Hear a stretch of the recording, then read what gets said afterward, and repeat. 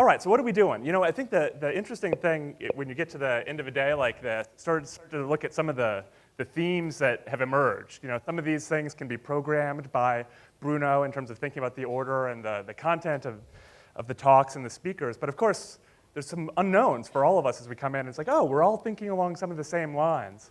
And of course, one of the big things I think that's maybe no surprise for a user experience conference is how much people are talking about the user in the experience. It's not about the technology. In fact, the challenge for us is to think about how can we make technology bend to our lives instead of the reverse, which is all too often the case, right? But the interesting thing is that we're getting better at bending technology to our lives, in part, ironically, because the technology is getting better. You know, you think about, for about 30 years, the keyboard and mouse ruled interaction with digital systems. And then a few years ago, something new happened with mobile. Mobile changed with a lot of things, but among them was this new input, the touch screen, that was suddenly everywhere and became a first-class citizen alongside keyboard and mouse. Now we've got other things coming too now, right? We've got things like Mike was talking about with speech. You know, you can just ask the computer because we've got all this linked data that the computers can make sense of simple queries. Right? We've got things like natural gesture, Kinect-style natural gesture, camera vision, facial recognition, all the ways that we understand each other as human beings. The machines are beginning to understand each other, right? Through touch and recognition and gesture, which creates a really interesting possibility, I think a really important one, which means that the interaction is beginning to move off of the screen and into the environment around us. I think that this is poised to be the biggest change in our field since the transition to mobile, which after all was only a few years away, but I think we're talking about a few years ago, but I think we're still talking about a similar depth of transition. We're designing physical interfaces now for digital systems.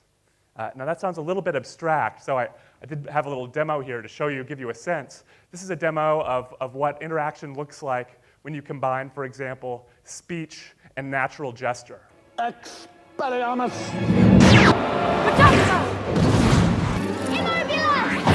Expecto Patronum! Yeah, expecto patronum, friends. We're talking about spells. Say a word, wave your hand, and something over there happens. And we're talking, though, not so much, I mean, there is still this idea of manipulating mysterious forces, only it's not magic, it's these digital systems that we've created, right? Now, I don't know if you guys noticed, if you maybe were paying careful attention, you may have seen that they were waving these sticks around. They call them, I looked into this, magic wands. And what these things are controls for controlling content and media at a distance, right? And what's actually really interesting about it is you point at something, maybe say a word perhaps, and then it's just intent translated into action, just like that. We heard about that a little bit earlier from Stephen's talk also about magic. It was saying, you know, that we can cut the steps between thinking and doing. I know Stephen a little bit. I know he sometimes cuts those steps a lot, if you know what I mean. But the idea is that we want to, you know, sort of make it as easy as possible to have the thing that I want happen. And these physical interactions begin to introduce some of that. So I looked into this too a little bit with the magic wands, and it turns out, you guys, you can get them on the internet. This, you guys, is my magic wand. There are many like it, but this one is mine. All right.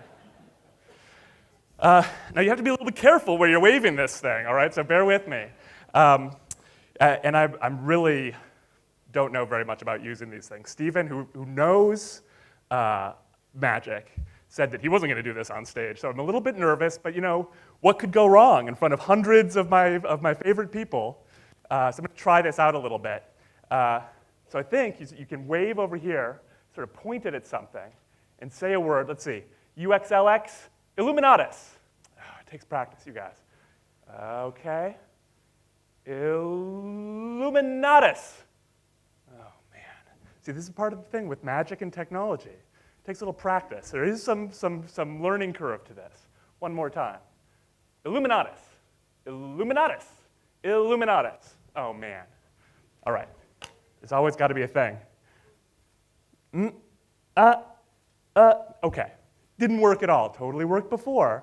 Magic always fails us, which is going to be a theme that comes up later.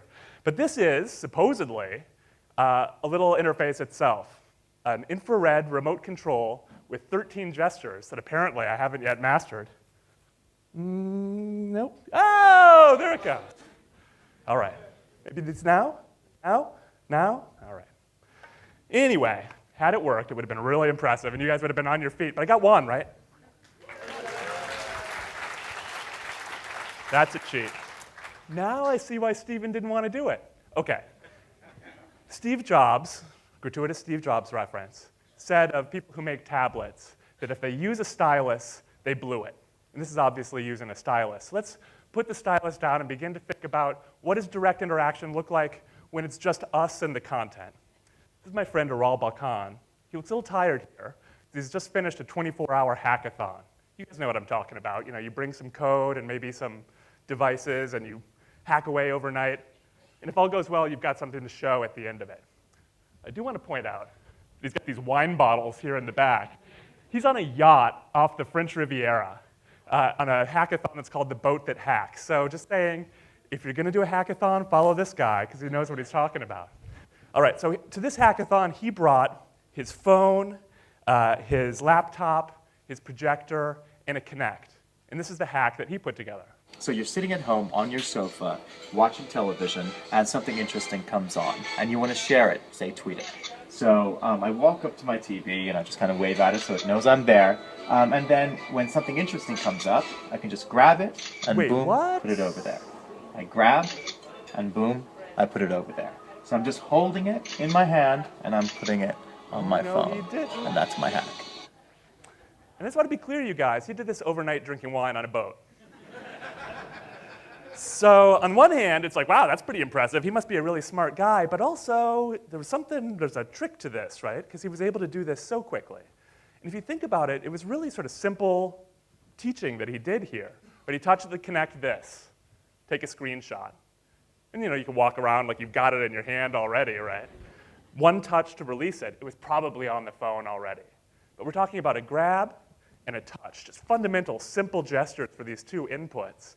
And yet it's the combination of them that yields something really surprising. We tend to think about our interfaces as a keyboard interface, a touch interface. This is a tablet, this is a phone, this is a computer. Oh, over here we've got natural gesture. The truth is these devices that we use every day, beginning to understand all of them. And it's the combinations that are going to be especially exciting. But I also want to be clear that these are the devices we use every day. These were just lying around his home when he went to use these. So this talk is really about how can we begin to cross this digital-physical barrier to create compelling new experiences that really serve our customers where they live in the physical world. What are the possibilities there? And ladies and gentlemen, I'm going to present this little performance in 3 acts. The first is looking at why magic has always been important to product design. The second is to look at this opportunity that I already mentioned to create physical interfaces for digital systems. Why is that important to all of us in this room? And third, how do we conceive it? What's sort of the beginning of the mindset and maybe the beginnings of a process to think about that? So what I do is that I help to imagine and design and build interfaces for clients that get technology out of the way. And in the last year, that's really been focusing on these Internet of Things, physical interactions, helping big mainstream companies to figure this stuff out, create digital experiences in the physical world. Unfortunately, a lot of this stuff is sort of in development, so I'm not allowed to share very much of it, but I did bring a lot of other examples. Some of them will confound and alarm, but hopefully a few will amuse and delight, and all, I think, hopefully get us thinking about what the implications of this are. So let's start with the first act, magic and technology. And I'd like to start with a quote that you've likely heard from science fiction author Arthur C. Clarke, which is that any sufficiently advanced technology is indistinguishable from magic. I will say that the design community has co-opted the language of magic and delight. And we use delight all the time. You guys, you know what delight is, right? That's like, wow, man, that is amazing. That is, yes! But we sort of say, you know, I would settle for, oh, that's pretty good. Like that's, you know what we're going to do with our financial intranet backend system is we're going to delight our users. Great goal. I think we're setting the bar kind of low, right? So why don't we make more magical or delightful interfaces? Well, I think one of the reasons is that we haven't necessarily had those real tools. Part of the other reason is that magic decays. Magic deprecates. What was magic yesterday is normal today. So one of our challenges as people who really create experiences that just blend into the fabric of our lives in ways that just feel great is that we have to keep moving toward that magic. The good news is we have lots of raw material to work with. But one of the things about this technology appearing to be magic is really what we're talking about in much of the time is making technology be invisible. That's what Alan Kay said back in 1982, a couple of years before the Macintosh. Kay was at Xerox PARC and was one of the people really responsible for the graphical user interface. And what he was saying back then is, I want the computer to disappear. Obviously, for him, that really meant creating little icons that you point out on the screen. He was really sort of talking about making the command line disappear. But I think his overall goal was, how can we just make it be so that we can be as human as possible, make the content come as close to us, and get the technology out of the way? That's the idea of this thing, an elegant pointer for a more civilized time. Right? So how can we hide technology into physical tools that let us manipulate the digital world? First of all, where can you get yours? Well, I got mine on the internet, but see where that got me. So we might think about going to a place like this, maybe look at all their different personalization options, go through all the different models. It turns out, though, you don't have to go to a store like this. And in fact, all of you already have a magic wand. It's just that the shelf that you bought yours on looked less like this and maybe more like this. Your phone or your tablet is your magic wand. The phone is Magic 1.0. It can become anything. This glass slab that's waiting for your interface to be applied to it. So we etch these digital interfaces onto these slabs of glass and carry them out into the world, but we also use them to interact with the physical world because they're loaded with these sensors. So it's a bridge between the digital and physical worlds. Or another way to put it is that the phone is the very first Internet of Things device for everyone, the first just regular everyday object, a telephone that was invested with smarts and internet connectivity and sensors. And that's really the combination of when I'm talking about the Internet of Things. I think right now we're in this very gadget era of Internet of Things. It's not about talking toilets or refrigerators that sing to you or bracelets that send you a text when you've got bad body odor.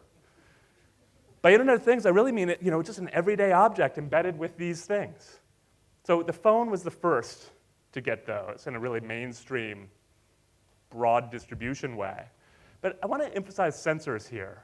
It's a really new and revolutionary piece of this. The smartphone is the device that made sensor-based computing an everyday phenomenon, interaction with the world around us, not just with a keyboard. So in addition to sensors, the thing that also made mobile so revolutionary is, of course, the fact that it's mobile. It's always available at the point of inspiration. So you can just, incredibly powerful, because wherever you are, you could get information or media or services about the thing that suddenly made you curious, that inspired you. That was brand new.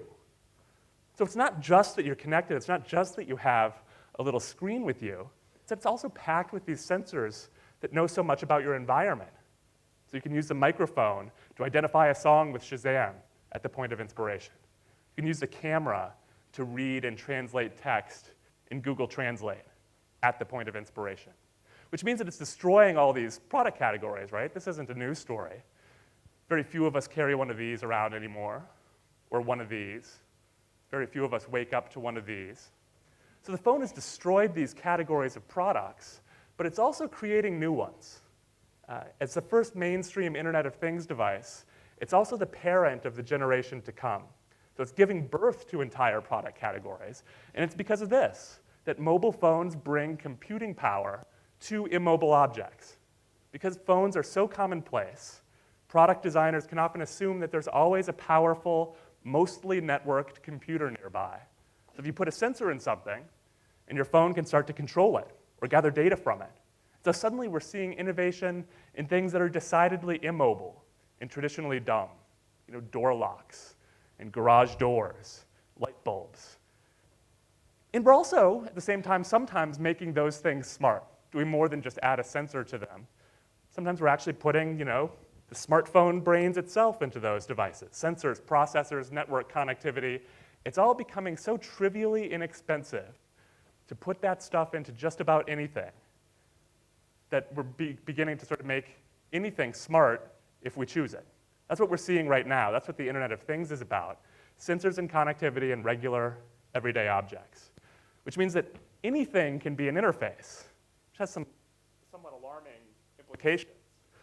But everything is a client, everything is a sensor, everything is a controller, like, I don't know, maybe even a diaper. Yeah. So this is the nappy notifier from Huggies. So you insert this little sensor into the diaper, and it detects wetness. And since it knows what your diaper stock is, it can also order for you to keep you knee-deep in diapers, which is better than being knee-deep in something else. So the world is becoming a digital canvas with things like this. And as we'll see, that's super relevant to all of us here in the way we need to approach our work. And you might say, oh, that's the silliest thing I ever saw. You guys, if we can make a diaper into a web-connected device, imagine what can't we do, right? So it's not sort of like go out and you're up next, it's your underwear. It's not what I'm talking about. I'm just saying we can do it with anything. It's so trivially inexpensive. But the interactions that we've seen so far are also just, forgive me, baby steps. That this all requires our phone to be a magic lens, right? So the phone has not only all the power, but often all the attention. We're embedding sensors everywhere. Right now, most popularly onto our bodies. But this experience is mediated through our screens. Now this Apple ad, understandably, emphasizes the phones, but I think it's capturing an accurate dynamic. That the more that we try to use technology to build a stronger tie to the physical world, to our physical selves, the more we shove a screen in between us and the world. So, in one way, we are more powerful than we think, but we're also more distracted. Now we've also got an eye on the phone and not on the thing that we're supposed to be inspired by. So phones wedge themselves between us and our surroundings. Even in traditionally social situations, we're heads down in our screens now, isolated from the people we love, from the places that we care about. And in fact, here's a good stat for you. Daily smartphone screen time on average, 3 hours and 16 minutes. Over 20% of our waking hours are spent looking at these little glowing rectangles. Over 200 times a day we refer to them. So even when we're able to put them away, it turns out they still bounce around in our brains. There have been some studies that show that if you put a phone over here and give people some basic tests of attention, they plummet as soon as they see the phone. Just the thing being nearby is like, I gotta know what's going on that Twitter. That's something that Steve was telling us about, right? It's this fear of missing out. So the more connected we are, the more disconnected we often are. I mean, you guys, stuff is happening right in front of us. It is awesome. And we're on our freaking phones. You see this stuff all the time, right? We don't even know it. So those of us who've been focused on creating mobile experiences, that very much includes me over the last several years, have done our job maybe a little too well. Or maybe we misunderstood what our job is, and we focused on creating engagement, engaging experiences. I would say maybe that is a crummy goal. I would say that as designers and as businesses, we should rethink whether we really want to create engagement with our service, or if maybe this glanceability, which is suddenly being discussed very much in the context of smartwatches, is better. How can we deliver information and value at the right moment and then get out of the way so that people can look at the freaking whale, right? So, because we're so disengaged from this stuff, I think it's really important. So many stories of myth and magic are about obtaining these powerful amulets that somehow, give you this backhanded bad luck. You discover their dark side, and they take away more than they give. I don't know that our phones are so dramatic, but they do eat away at the real-world experiences that create connection and that weave the fabric of our life in our most intimate spaces, in our homes and in our families. So if this is the phone's secret weapon, this is the secret weapon of mobile, it's also its Achilles heel, right? Because it's the very thing that it's letting us, do something about the thing that's inspired us. It's taking us away from the thing that's inspired us.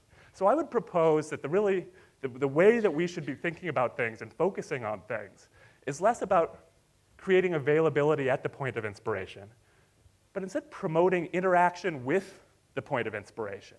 How can we push those same digital interactions off our pocket computers and into the objects and places and even the people we care about? Right? So here's an example. The department store, Neiman Marcus, just installed this mirror at some of its stores. And they call it the memory mirror because it holds onto your image. So after you do a little spin, you can see your outfit and it's 360 degrees.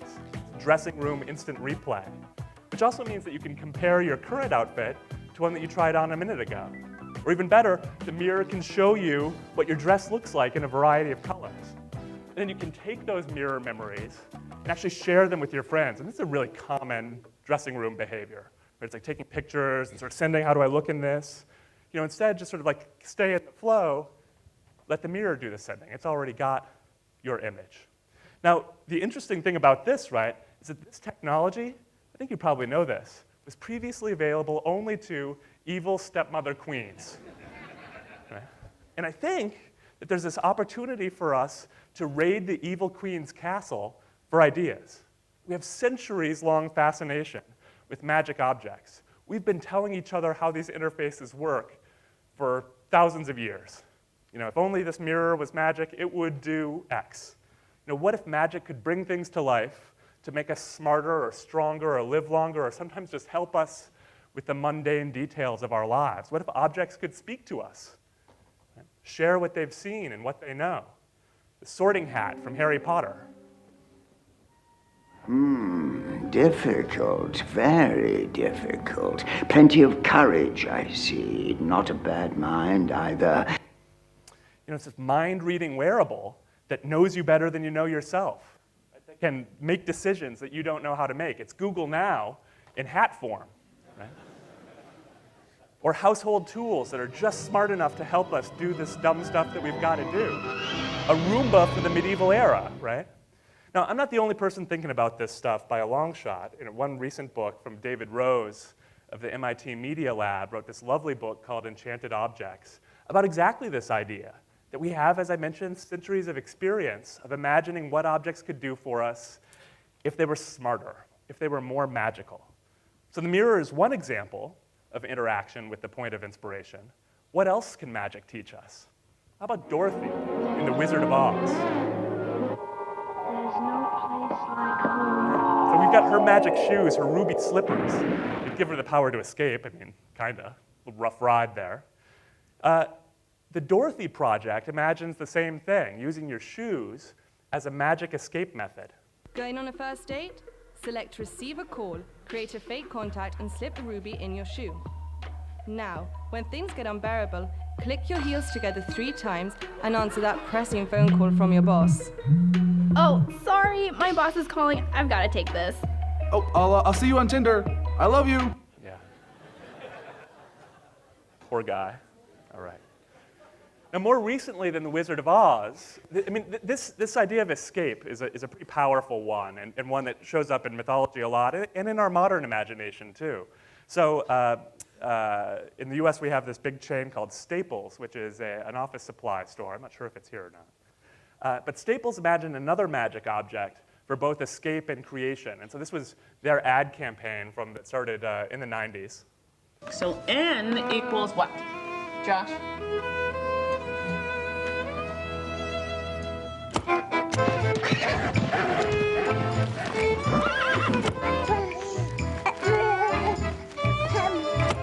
Today we'll be performing a triple Hoffenritter procedure. But you've never done that before. That's okay. Wouldn't it be nice if there was an easy button for life? Now there's one for your business.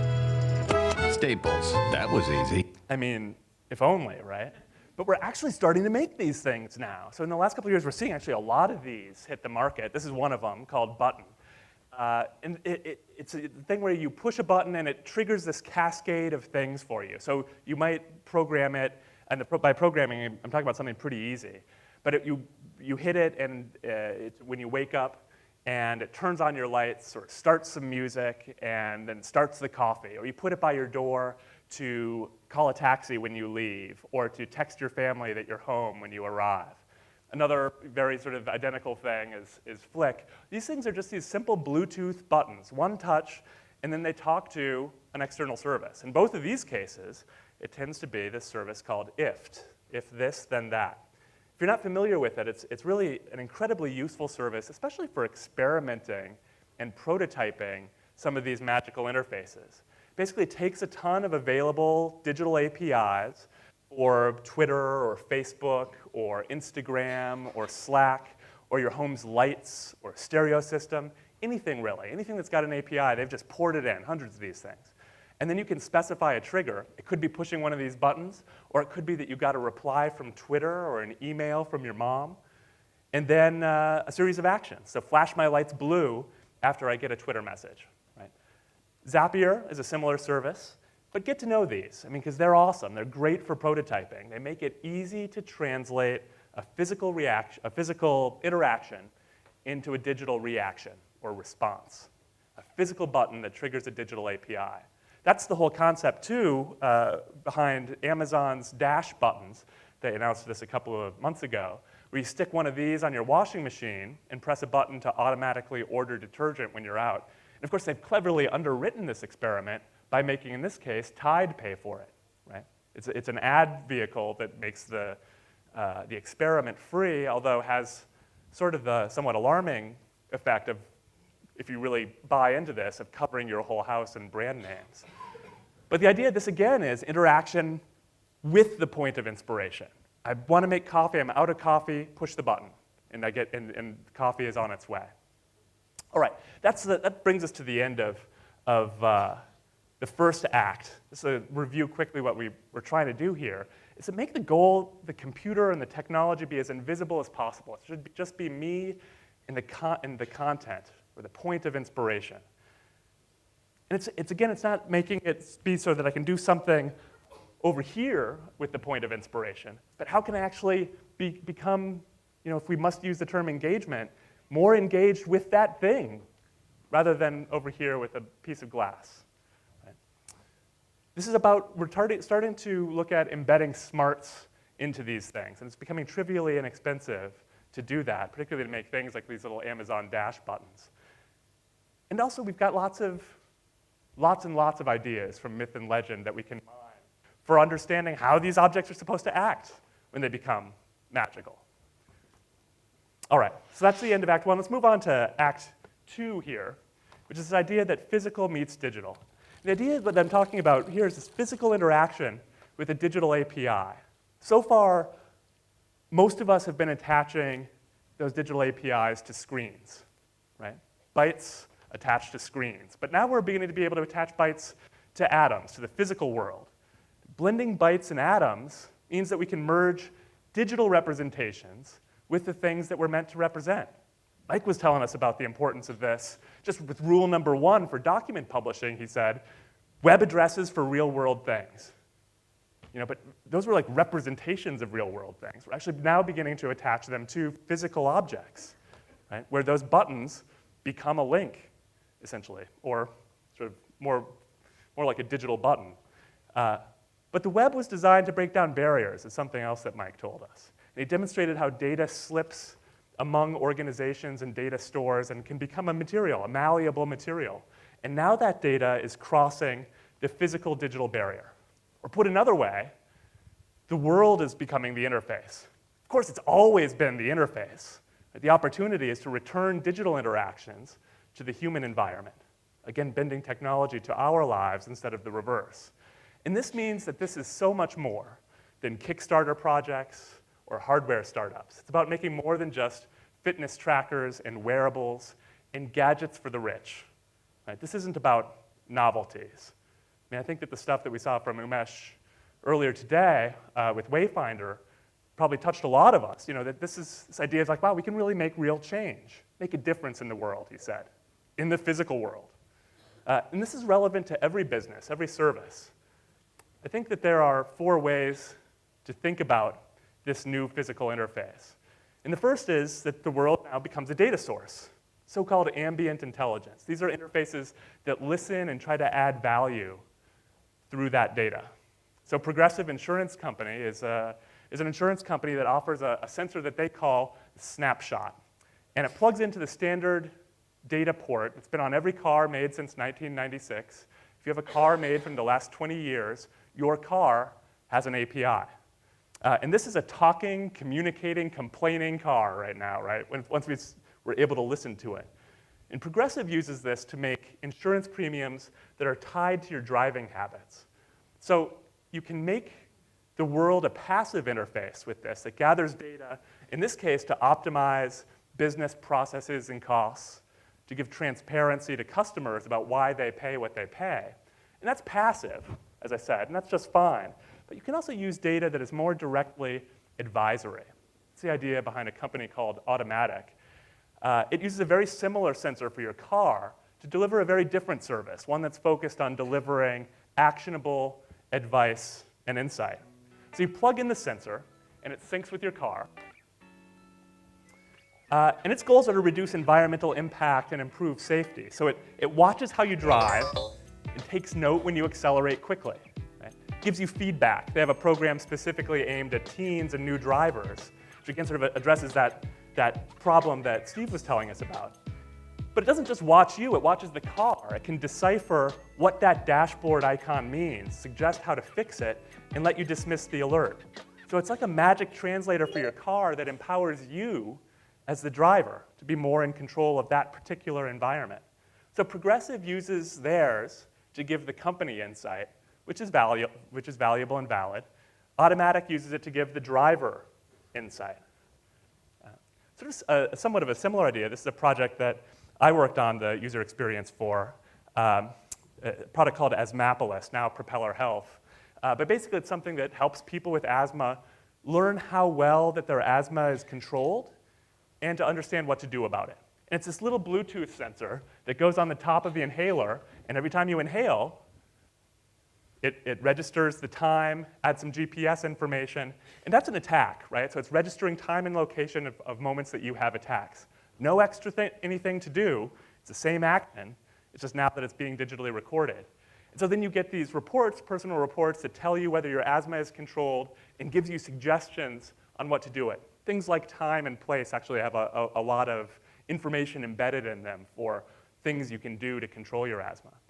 But also, importantly, these things are distributed through individual clinics. So you can have a couple thousand of these in an individual community. And so researchers can look at this epidemiological data and say, oh, an hour after people go through this part of town, we see an uptick in attacks. We can learn the causes of asthma in the community.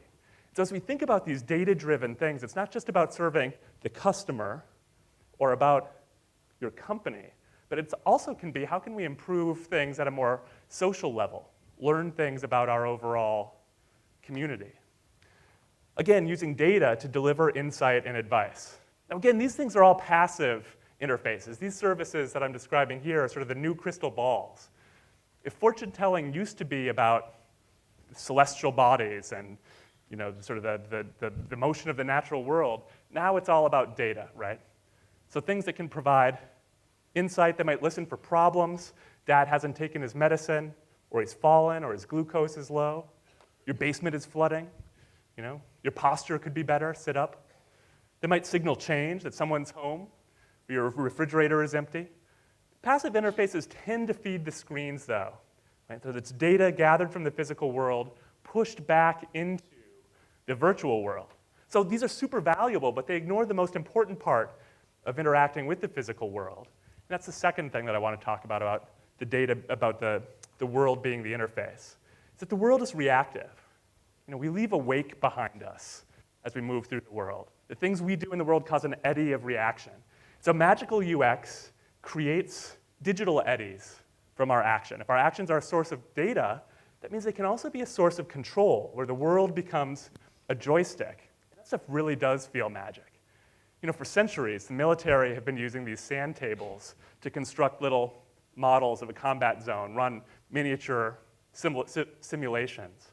Of course, those things have moved into the digital world as well, much more flexible, often filled with more data than their sand counterparts, but they also lack the sense of physicality and scale and immediacy of sort of gathering people around one of these tables.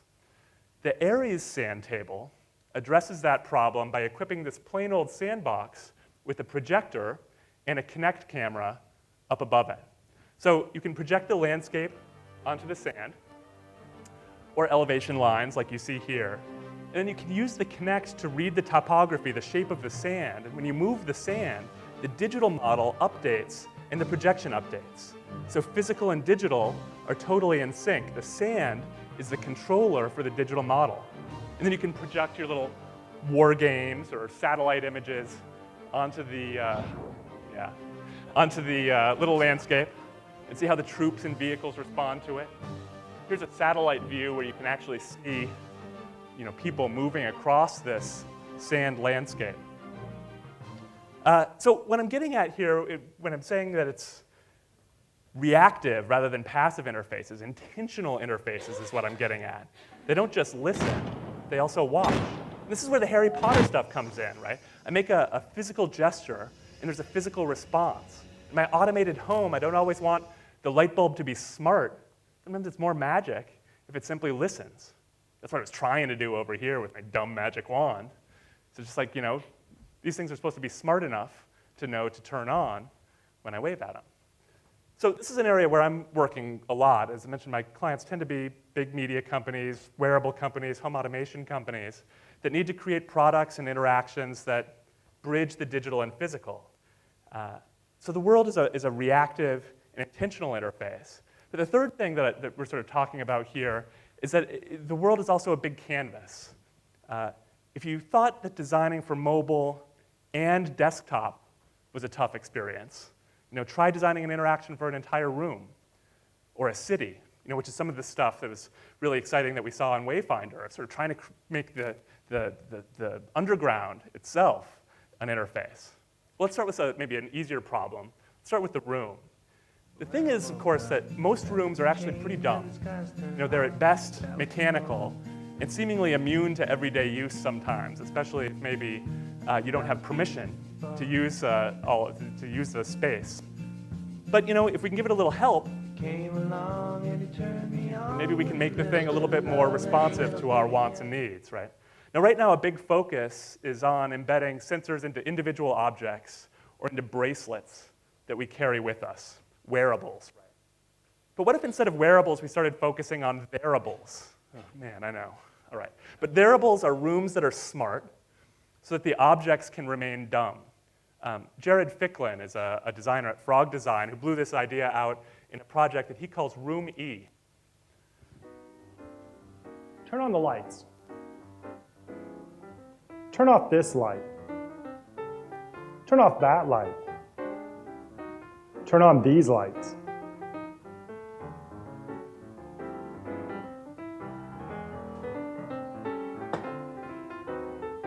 Jared. He's showing that that this room can see when there's something on the table and move the display around. Let's order takeout. What did I order last time? Order that. Show me the backyard. And again, even though there's a projection, it can detect that there's something on the table and move the projected data aside. Hide the backyard. Goodbye. So the idea of variables is that the room is smart enough to know what's happening. Instead of a bracelet that imperfectly measures your sleep patterns, maybe the bed is a better place for that sensor to be located. The smarter you make the environment, in other words, the dumber individual objects can be, and that makes the world an even bigger canvas, because then you can extend the digital world to more of it. The last thing that I want to talk about here is just this idea that to remember that the world has depth and mass. When we focus on digital things, it is extremely two-dimensional, right? We even think about these things as screens, although that's beginning to change maybe the way we think about these. The truth is these are more actual objects that we carry into the world, that we use to interact directly. These are more than a screen. We're beginning to recognize that we're designing an object. For those of you who think a lot about touchscreen design, you know that now this is a physical interface. It's ergonomics to consider of how comfortable it is for your hand, how easy it is to reach buttons as phones get larger and larger. But our physical interfaces, I think have to start to acknowledge some of that depth and weight, even when they have screens on them, that they have mass, and our magic has to account for that. Thaw is a project from MIT's Tangible Media Group to make phones and laptops more friendly. So you can press your phone to the screen, and now we're sort of using it in a really simple way. It's really replacing a mouse, which isn't exactly a crying need that we have. But it's starting to say, oh, all right, these things have a physical connection. It gets more interesting when we sort of do this the other direction. It's like, wow, that's a pretty easy way to transfer data from one device to another. The way it works is through the camera, there's a little grid that the camera can read. You can see it kind of shows up as a little blob there sometimes underneath. But now we can sort of start to say, well, what if these things have more interaction than just dragging content from one to another? What if we recognize, again, that the phone has its own dimensions, so that we can actually treat it as something that has that dimensionality? Or what if, we sort of say, as we start to think about what the interaction between these things are, we move content from one device to another, transform it on that second device, move back in, and now we've sort of got this exchange going. It's a little bit outside of what I'm talking about here, but I do just want to note that one of our big challenges now is creating interactions between all of these interfaces that we've got. As we start to add tablets and phones and computers and watches and things without screens. One of our big challenges as designers is to think about the interoperability and interaction, if you will, between these things. But I think a lot of this, is how do we make the devices in our lives just happier together? It's a challenge that I went and thought about with my friend Larry Legend. Larry's a studio mate of mine. We hack on projects together over the weekend.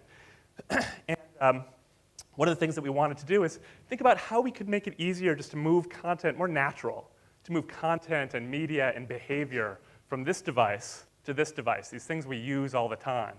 So this is a project that we called Happy Together as a result. And the way that it works is this, is Larry is in the studio listening to music on his headphones. Here he is, listening to music on his headphones. But so he gets back to his desk, and he wants to start listening to that music on his desktop computer instead. This is how he does it. Yes! 2 taps, and it moves the song over and starts playing it at the same point on his computer, and look how happy Larry is! Which is really all I want, is to make Larry happy. But we've got this working with maps and URLs and photos and text. Whatever's on the screen, just shake it twice, and it goes into your desktop instead. Just really recognizing that this is just this object, this physical object that I'd like to do something natural with. You're seeing the operating system start to put that functionality into screens, but it's still screwing around with the screens with services like Apple's continuity and handoff. What are the physical interactions that recognize the size and mass of these things? So friends, that's the end of Act 2. Just to sort of wrap up what we did here.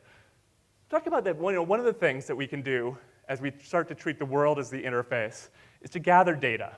That's a source of data, but also a source of control. It's a way to channel our intention, sometimes at a distance, but no matter what it is, to make it easier to move from idea to action, as Stephen said earlier. Use the whole big canvas of the world as a way to understand what we're doing, what we're moving through it. The Wayfinder example that we saw earlier, a great example of that. But also this understanding that these things have to have physicality just because these are physical interactions. So we have to account for that in our interaction design. Now this stuff sort of sounds like, man, it sounds like kind of hard to do. And also I think that sometimes people who work in digital think that this isn't particularly relevant to me, which by the way, 10 years ago is what most people said about the digital world. We have a hard time imagining now about, well, I don't understand how I would move my interactions into the physical world where people are all the time. How can we start to sort of change our thinking in the same way that we did 15 years ago about the web? One of the things, though, to know is that the tools are already here. We can just build it out of unobtainium. Super easy. In the 1950s, engineers called anything that was sort of anything that they needed as a material, but that was, perfect in every respect, except that it didn't exist. They called it unobtainium. And the guts of our everyday technology used to be unobtainium. Stuff used to be military, industrial technology. But now we can buy it from our local box store in the suburbs. So you want to make a connected door lock, or a camera collar for your dog, or you need an eye tracker, the electronic components are there, more or less off the shelf. So unobtainium is finally here, and it's cheap. Hardware is not the barrier, like we saw with my friend Aral, just using regular stuff, putting it together, drinking wine overnight on a boat. Right. Hardware is not the barrier. Actually, software and behavior is the hard part. And that's what we're supposed to be good at, right? So this is our opportunity to shine. And again, just to go back to something Umesh said earlier, their whole goal was, we can do this with off-the-shelf technology, stuff you can order online, available to anyone. So friends, this is important. This is not a challenge of technology. This is a challenge of imagination. We've got tons of technology. We don't have to invent new technology. We could freeze technological invention right now. And it's really all about folks like us starting to think about what's the right thing to do with all this stuff. All right, let's move on to the third act and talk about how do we imagine this stuff. And of course, naturally, what I'd like to do is start with talking about Google Glass. Google Glass, of course, is defunct now, and it never really got out of the prototype stage. There are several reasons that it never caught on, but I'd like to focus on one of them. From the outside, at least, this always looked like an engineering project. So we've got these processors, we've got camera, we've got the screens. Let's see, what happens if I put it on your face, right? It wasn't, it was saying, we've got all this available technology. I don't know, what do we do? What happens if it's on your face? That was the leading thing, the technology. And I think that the better question might have been, what if this was magic? What would it mean for these glasses to be magic? And it goes back to these tropes of myth and magic that we have, again, for centuries. Magic spyglasses and all these sort of ideas of what does it mean to sort of be able to share what I see, for example, instead of use them to hide what I see. It's actually sort of twisting the meaning of glasses and not actually making them more of what they already are. There's a rich vein of stories about magic vision, and Google might have started there. But I think that that's the starting point for anything that you decide to imbue with this kind of magic. Let's do our own little thought experiment with another everyday object, the coffee cup. So if we were going to wire this up for digital interaction, let's first ask, what if this was magic, right? What I mean by that, implicit in that question, I think, are questions of context. Is, what is this cup witness to? What actions is it adjacent to? It's the first thing that I see in the morning when I wake up. It's a thing that is with me when I'm up late at night working on a deadline. Or it's what's between you and me when we get together to talk about what's going on in our lives at a cafe. All these different sort of emotional contexts in which that cup is witness to some interesting things. And so that it's central to those rituals. And then so you start to think about, well, what else could it do? What if it can listen or remember? Or what if it can speak? Or what if it can nudge? Or what if it's annoying? Or what if it's quiet? What if it has siblings? What if it can talk to them? All these sort of questions of sort of, what does this witness to, and what can it do in those contexts? In other words, what you're doing here is not trying to invent an entirely new thing. You're trying to make it more of a coffee cup. Sort of more of imbuing it with more of what it is witness to and the emotional context of those rituals. So the idea, in other words, is to design for the thing's essential thingness. You're making it you're making it a coffee cup, but more so. So it's more in tune with not just its function, but its context. The goal is not to make things talk. The goal is to have a good conversation. I don't want a smart home. I don't want home automation. That is not the end reason why I want this stuff. I want my home to be easier to use. I want everything in it to be in harmony, perhaps because it's more aware of the digital context in which it finds itself now. So again, we should bend technology to our lives, not the reverse. Make things more like they are, make us more human. Right? That's the crux of magic. In Harry Potter, Hermione's beaded bag, it's magic because it can hold lots of stuff. It's bigger on the inside, Doctor Who fans, right? It's a better bag. It's more of a bag because you can put everything in it that you want. It's enhancing its essential role. I had the good fortune to visit the Burj Khalifa in Dubai recently. And tallest building in the world, it's the one, Tom Cruise climbed in Mission Impossible. Like a lot of tall buildings, it has these binoculars, these viewfinders for enjoying the view.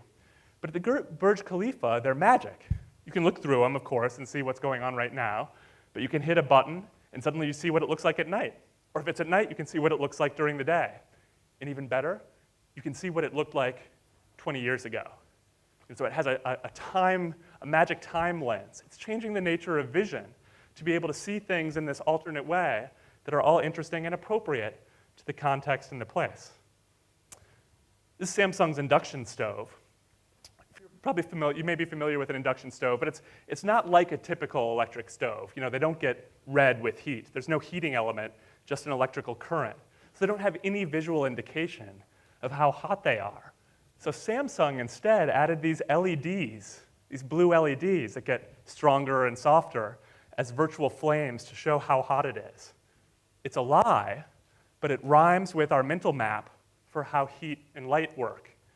So one thing that Abby mentioned, right, is how frustration develops when people have different mental models.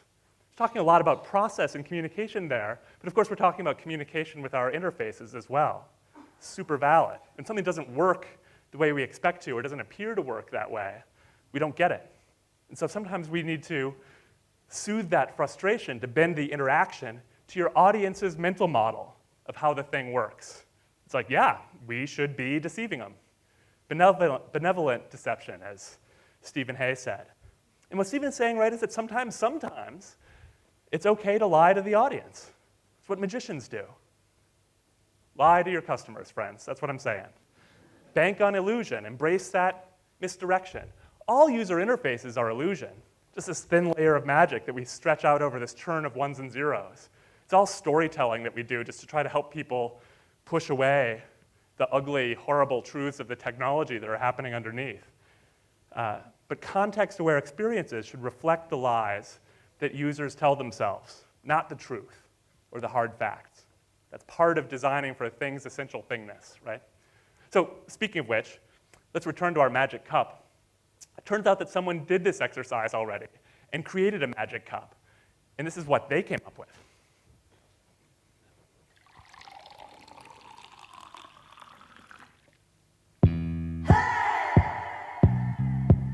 It says juice. And tells you how many calories are in it, right? And this guy's, pouring a can of beer in there, and he looks at it, and it says beer, and he's like, yes, it's beer. And so there's other things too. It can track, the amount of caffeine you've had during the day. If it doesn't know what it is that you poured into it, it can still analyze it and tell you, the nutrient ingredients of the thing, which is like pretty crazy, you guys. That is a remarkable piece of technology. You can just pour something into it, and it knows what's going on. I know that comedian Stephen Colbert was certainly impressed by it. Wait. A digital cup that can tell me what's in the cup and how many calories and allow me to drink it? That level of information was previously available only on the can you just poured it out of. There are so many. Think about it. There are so many times when Vessel's beverage identifying technology will come in handy, like when you order a Coke, but it tastes kind of like a Diet Coke, but you're not sure. And perhaps other times. Yeah. So you guys, on the one hand, it's like remarkable technology put to a use that just makes no real sense, right? This is sort of a familiar problem that we're seeing in a lot of digital experiences, not just in these wearable or connected device world, where we tend to be adding data and not insight, and that's not what we should be doing. Connected does not mean smart, and smart does not mean good. Right? We need to deliver a human need, I think that's one of the things that Steve was really talking us through, is just thinking about how do we change behavior. One of the things that he did not say is flood them with data, right? I mean, the goal here should be about giving insight. That's, something that Josh was talking about this morning, is that, it's not about the technology. Nobody cares about the features. What are the outcomes? What's the value you're trying to derive from tracking that stuff? Cut to the chase. Cut the steps out. Cut the interpretation out. What do I have to do? It's about the value you get out of it. And I think this is a big problem for these quantified self products.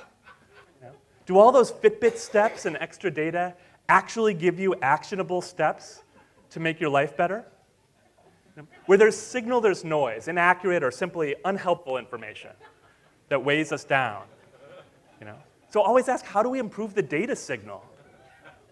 What kind of remarkable insight can we offer? It's not about the data, you guys. It's not about the technology.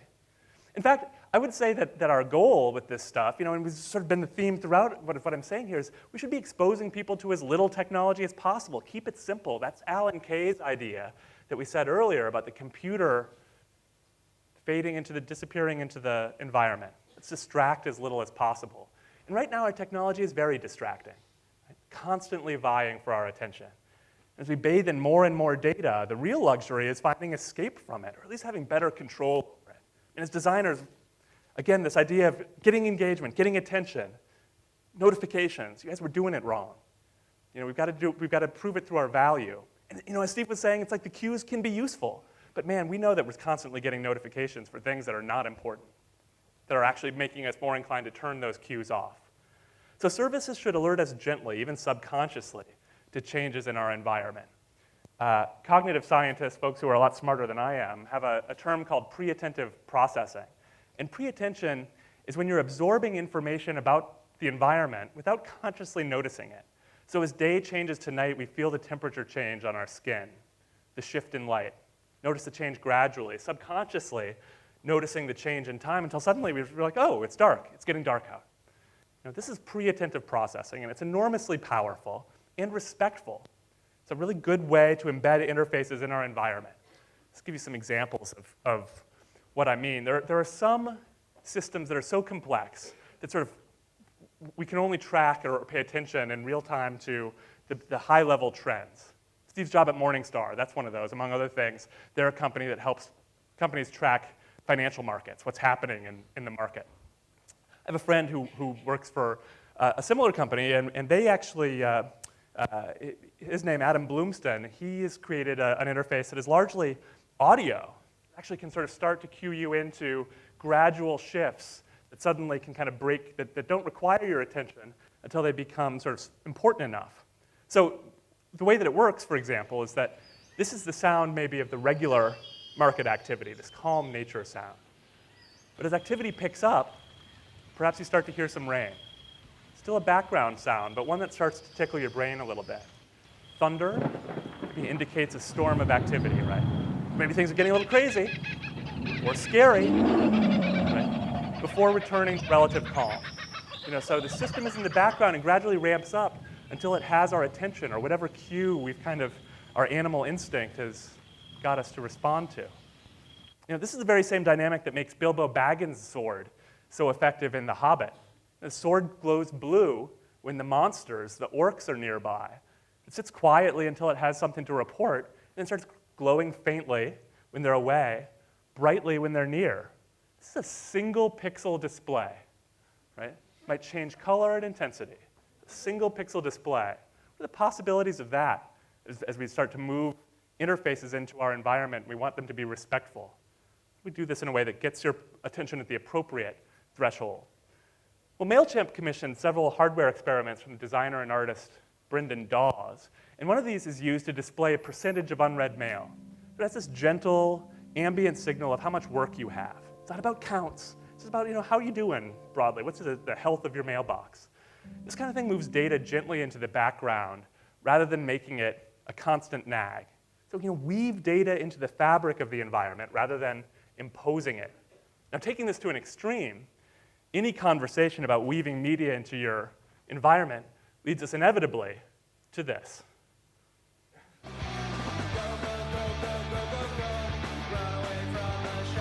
So Sharknado was an awesomely terrible B-movie from the Sci-Fi Channel. And basically, a tornado picks up a pack of man-eating sharks, which ravages Los Angeles and New York, forcing residents to defend themselves with chainsaws. Now, they wanted to make the viewing experience as awesomely cheesy as the movie itself. So the Sci-Fi Sync app, combined with Philips Hue light bulbs, which can change their color and intensity, and so they work together, and now your whole room can become part of the viewing experience. Now the Sci-Fi Sync app for iPhone and iPad can connect to your Hue bulbs while you watch Sharknado and Sharknado 2. Your Hue bulbs will change color and intensity to reflect the increasingly stormy weather conditions, chainsaw-induced shark carnage. I mean, come on. Both movies. Everyone needs to get the higher ground. Now look, this is ridiculous, right? And we should be a little bit ridiculous at this point. Embrace that. Go for it. Be a little ridiculous. I think it's important to play and splash in puddles a little bit now, to be playful and to find truly engaging. And when I say engaging, I mean with the object, the thing that we want to sort of be part of and be with. That kind of engagement and sort of interactions or experiences. I think it's something that reminded me a lot when Nicole was talking about drafts and rough work, and she talked about Annie Lamont's line that we need to make messes. And that's what I want to be clear. The goal is not to make messes. The goal is not to make ridiculous. We have more important problems to solve in the world. But as Lisa said at the start of the day, we don't just want to make things. And we do need some maturity in this. But then again, maturity can sometimes get in the way. Here's one example. But I'm actually talking more about what Brad said than who he is, which is that, remember that 6-year-old? That 6-year-old was better than 90% of designers. There is some wisdom in play and immaturity that lets us experiment. So I think, here's another example of just sort of a playful interface that lets us start thinking about new ways to interact with the world. So Mega Stomp Battle is a wearable that adds sound effects to your steps and motion. Systems active.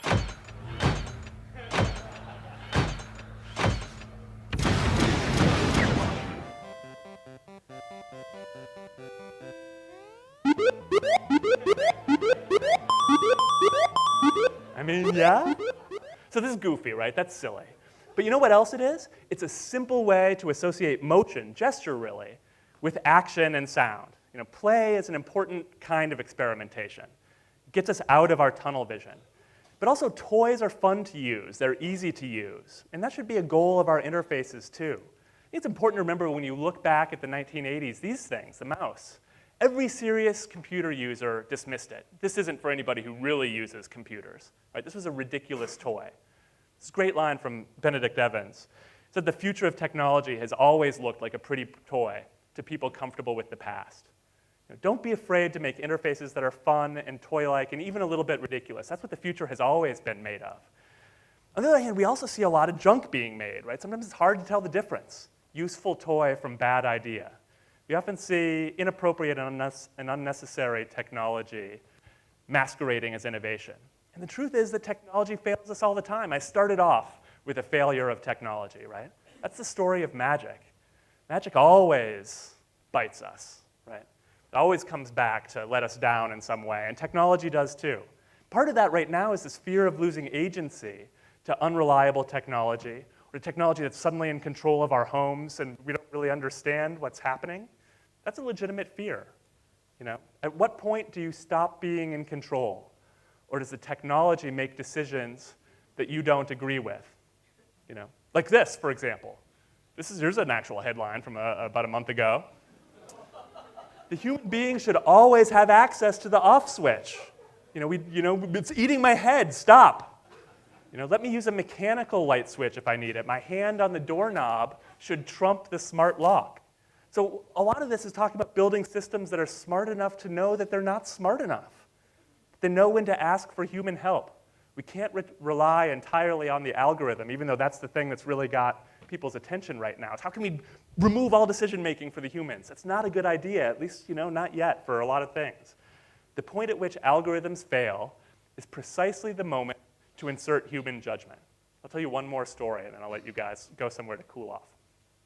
So this is an engraving of an automated chess machine from 1770. This was a wooden dummy that was operated, by gears and flywheels. It would move the pieces around. And they called it the Mechanical Turk, or sometimes just the Turk. And for 50 years, it defeated some of the smartest in Europe and America. It defeated Napoleon at chess. It defeated Ben Franklin at chess, until it was exposed as a hoax in 1820. Because inside the machine was a tiny little chess master. It was in there for like 50 years. He started as a very young man. The illusion was that the machine was smart and clever and subtle, but it worked because it was supported by a human being. And the chess master filled the gap of cleverness that the machine wasn't capable of. The machine and the chess master were partners in the illusion. And something I think that Josh really brought to light this morning when he was talking about Weight Watchers and Taproot, the Weight Watchers coaches, and the Taproot community manager who were, powering the thing because the systems weren't yet built or weren't yet smart enough to give the personal information that they needed. Abby sort of put it in an interesting way, I think, in a question to Josh, where she said that she referred to it as putting people where the pipes will go. So let's finish by thinking about mechanical systems supported by humans and how that's important to this kind of UX magic. You know what I'd love to see? I'd love to be able to have a system that knew when I needed a ride, and I could push a button and a self-driving car would just materialize, and it would take me where I wanted to go. My magic carpet, right? That'd be an awesome Internet of Things service. It's not quite possible right now yet. Self-driving cars are getting close, but they're not there yet. But until then, if you put a human in the car, like that chess master in the Mechanical Turk, you get Uber. Only those guys are jackasses, and they're evil, and they're a bad company. So please don't call Uber. Call Lyft. If you're here in Europe, call another system like Lacar or Snapcar or BlaBlaCar or Dump or Heech, anyone but Uber, okay? All right.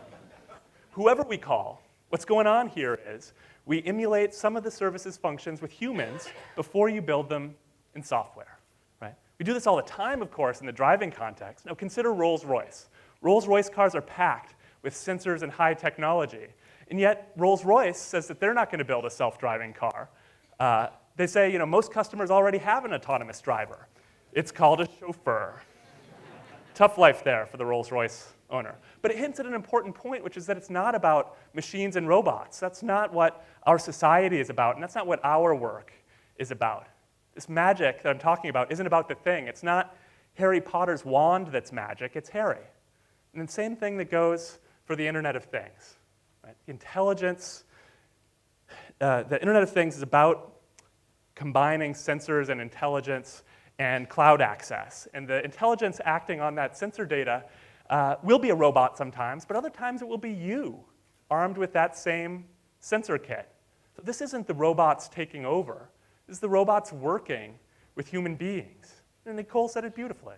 She said that people are at the center of everything we make in terms of the process, and certainly in terms of where this thing is heading. So the end goal is that I think to think about the people, right? It's I think been a theme throughout the day, is that we're not trying to create enhanced humans or cyborgs. Those are words that you hear a lot. Instead, let's amplify what's best about us. Make us who we are, but more so. Design for human connection. Encourage interaction with our surroundings. Design for our essential selfness. Right? So just to sum up what we did here in this third act, so what if this was magic? That's the question. It's not about the technology, but it's about making the thing more of what it already is. It's not about, the goal is not to collect data in and of itself. It's to deliver some kind of insights. Let's deliver that top-level information as efficiently as possible. Make the technology invisible, right? We sort of started with that idea. But also make the technology humane. Make us more like who we are. And I think that sort of it seems appropriate to end on a similar question to the one that we started with this morning with Lisa's excellent talk, where she said, anything can happen, but we decide what it is. So let's think about what that is. Do we know what we're doing, or are we just making stuff? And crucially, who's accountable for the information that these super personal systems gather and act on? It's not a question of can we? Yeah, we can. The technology is here. We don't have to wait. It's how are we going to do it, and with what values? Let's empower people and reinforce social connection and amplify our humanity. We don't have to wait. The technology is here right now. So you guys, go make something amazing. Take this stuff back. Realize that you've got it in you. Thank you.